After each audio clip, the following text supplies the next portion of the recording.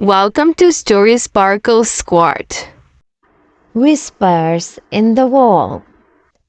When Lisa and Ma stumbled upon the old Victorian house at the edge of town, they could not believe their luck. It was a fixer-upper, sure, but the price was too good to pass up. The realtor mentioned that the house had been on the market for years. But they don't care. This was their dream home. As they moved in, the couple could not shake the feelings that something was off. The house was cold, even in the height of summer, and the air inside felt thick, like a heavy blanket pressing down on them. But they were determined to make it work. They started renovating, stripping old wallpaper and repairing creaky floors.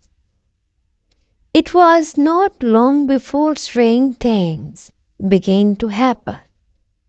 All night they would hear soft whispers echoing through the halls, too faint to make out the word but persistent enough to keep them away. Doors would creak open on their own, and objects would disappear, only to reappear in old places. Lisa tried to brush it off as the house settled, but the uneasy gnawed at her. One evening, she found herself drawn to the basement, a place they had avoided since moving in.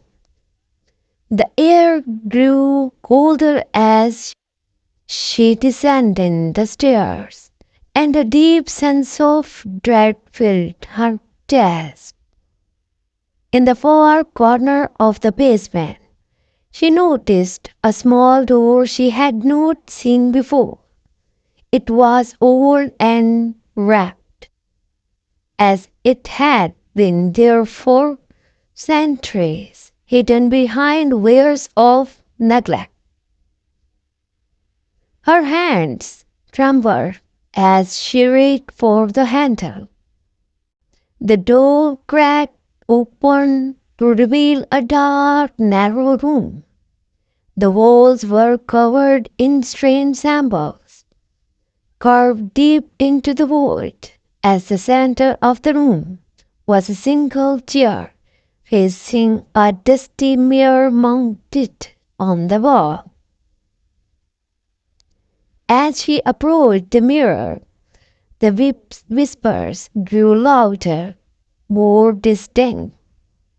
They were not just random sounds, they were voices, all speaking at once, growing in intensity.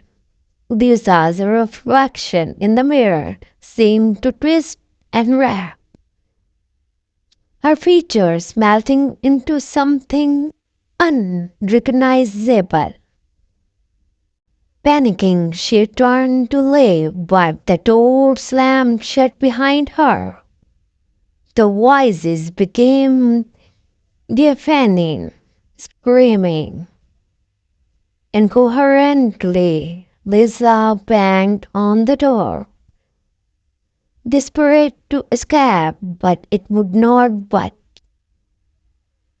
The air grew colder, her breath visible in the dim light. Suddenly the voices stopped. The silence was so abrupt. It was almost as terrifying as the noise. Then, from behind her, she heard a soft, raspy whisper. "You should not have come here." Lisa spun around to see her own reflection in the mirror. But it was not her anymore. The figure in the glass had hollow eyes and a twisted grin, watching her with a malevolent hunger. Before she could know react, the figure reached out from the mirror. Its cold fingers wrapped around her wrist. The room seemed to spin, the walls closing in as Lisa felt herself being pulled toward the mirror. Mar found her hours later, curled up in the basement, muttering incoherently about the whispers and the things in the mirror. They felt the house that night, never to return.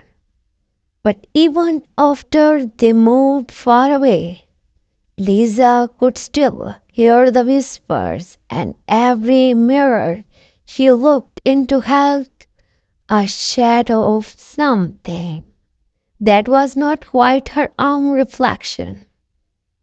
The house stood empty once more, waiting for its next occupants. The whispers in the wall grew silent, patient, knowing that someone else would come along, someone else to claim. I hope you liked the story. Don't forget to like and subscribe and share with your friends and family. See you next time. Bye bye. Oh.